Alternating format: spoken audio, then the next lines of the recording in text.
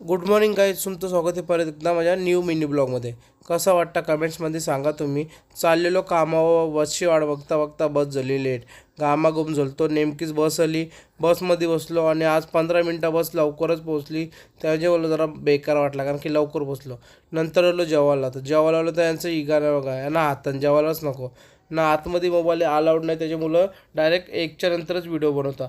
नंतर आलो रोजचे घरात, आवरे हालत खराब झाली तर चाललो दोलो दवाखान्यात. मम्मी बोलतो नजर काढ, नजर लागली बोललो तर कोणच्या बी समोर काही बी खाताना बोलतो म्हणून नजर लागली. काय माहीत नक्की नजर कसली लागलेली आहे.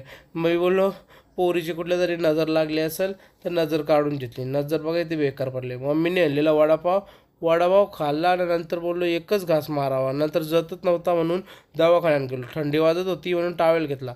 डॉक्टरजवळ गेलो, डॉक्टरने चेक केला. डॉक्टर काय करीत होतं काय माहीत मागं. नंतर बोललो घरात गप झोपलो. चला बाय बाय, बंद करता.